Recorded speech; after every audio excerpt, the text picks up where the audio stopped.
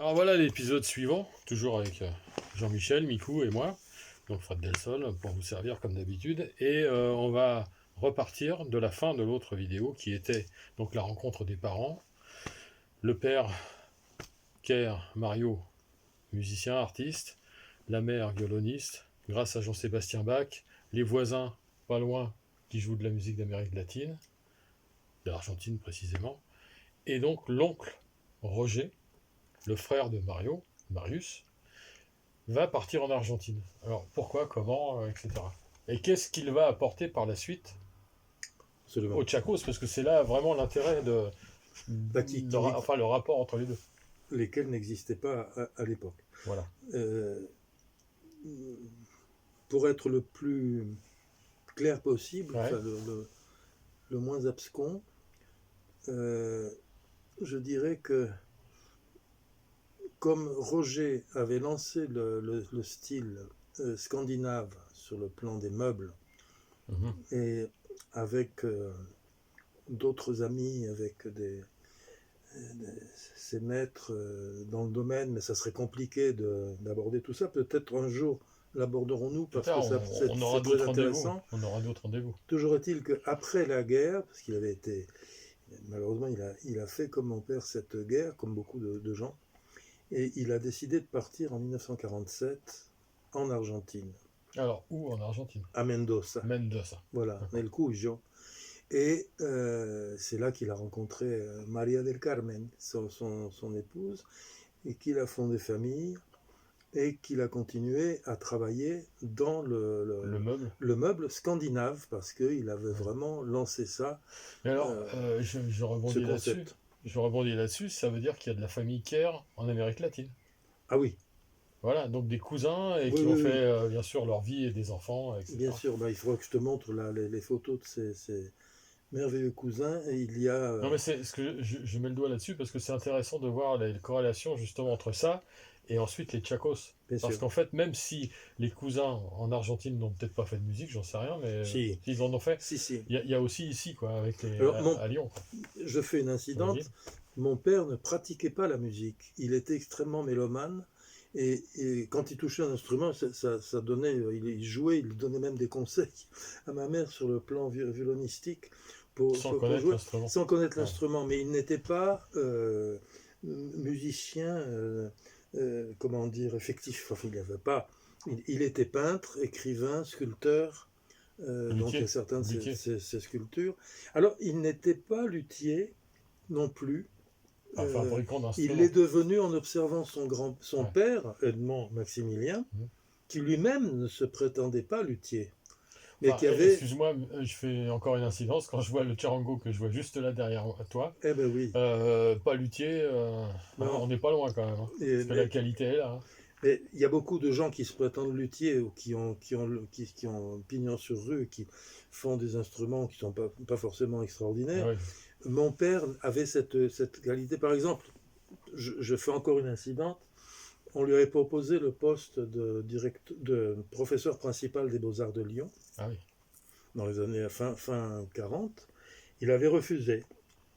Et après, on lui avait proposé le poste de directeur des Beaux-Arts de Lisbonne. Et j'ai même les papiers que j'ai retrouvés dans les enfers de la famille, puisque malheureusement, j'ai été obligé de vider. Je suis à la fois le Cerbère et puis puis Sisyphe, tu sais, ça me retombe dessus, parce que le dernier a occupé ce fameux 111, et j'ai retrouvé des choses extraordinaires, parmi lesquelles le brevet d'invention de cet avion à pédales que mon grand-père Maximilien Edmond a fabriqué, a conçu. Voilà, alors ça c'était un des modèles. Je vais vous le mettre. Alors, il y a du contre-jour, mais bon, vous avez l'habitude avec moi. Alors, il y a toujours du contre-jour avec moi. Ça c'était. Voilà, c'est la Viette, ça. Vive le contre-jour. Ça a été donc fabriqué par, tu dis? Par Edmond Kerr. Voilà. Dans les années quoi 1930. Il avait commencé en 34-35. Donc c'est un biplan, hein, on voit bien les deux. Et il avait fait un monoplan aussi. Mais là, ça pourra faire l'objet d'autres. On pourra en parler plus tard. D'autres discussions, parce que il y a cet avion à voler, il a été piloté, piloté, puisque c'est mon père qui pédalait, c'était un très très bon cycliste. Il fallait qu'il fût cycliste pour pédaler ça. Et donc, c'était à Ruffion-Valromey en 1935, et devant un inspecteur des airs, un inspecteur du ministère. Et l'avion a volé, et mon père a eu peur, parce que, comme il le disait, il avait l'habitude de pédaler, mais pas de voler. Et l'avion a décollé, donc il l'a... Bien sûr. Ce qui fait que, plus tard, c'était en 2006, quand j'ai débarrassé, malheureusement, tout le grenier de l'appartement, des choses n'avaient pas été vues, même par mon père. Et j'ai retrouvé le brevet d'invention et les plans de la Viette. C'est-à-dire que cet avion peut être reconstruit, fabriqué de nouveau avec les moyens actuels. Mon grand-père l'avait construit avec des bois de lutherie, avec de l'épicéa, de l'érable moucheté. C'était une guitare qui volait. Une guitare volante. Et la chose extraordinaire, c'est que cet avion a été construit entièrement dans la cuisine de l'appartement du 111, en pièces détachées. Donc, alors je précise, le 111, c'est cours Tolstoï à Villeurbanne, hein, pour bien cours Tolstoï. C'est-à-dire que Tolstoï, c'était l'écrivain. Voilà. Et c'était pas certains descendants actuels. Voilà. Et c'était l'écrivain fantastique. Donc tu avais retrouvé aussi dans toutes ces archives le projet de poste de ton grand-père à Lisbonne comme directeur. De mon père. De ton père, pardon. Ouais. Comme directeur, c'est ça, des Beaux-Arts de Lisbonne. Ce qui fait que j'aurais dû naître pour parler que de moi. Mais si, en fait, je suis né en 49. On est là pour parler de toi, avant tout. Donc. Hélas. Voilà. Mais faut pas se gêner. Un jour, j'espère que tu parleras avec Anne-Marie. Avec plaisir. En tout cas, Anne-Marie, si tu nous vois, on t'embrasse. Et Marc-Olivier. Et Marc-Olivier. Sœur et frère. Anne-Marie, un bonjour à Jean aussi. Qui est Nani, et on en parlera, je l'espère aussi, avec Jean très bientôt. Voilà, donc, qu'est-ce que j'étais en train de dire ? Nous étions à Lisbonne et tu allais dire que tu aurais pu naître à j'aurais pu Lisbonne. naître en 49 à Lisbonne. Et ce qui se passait, quoi, c'est que mon père ne voulait pas être un jour... Alors ça a été pris pour comment dire, une espèce de coquetterie farfelue de sa part, par beaucoup de gens, à l'époque et encore maintenant, quand il m'arrive d'en parler. Il ne voulait pas être mis un jour en situation de virer un professeur en qualité de directeur. Ouais. Il ne concevait pas ça. Donc il a refusé. Et ce qui fait qu'il est devenu peintre en bâtiment.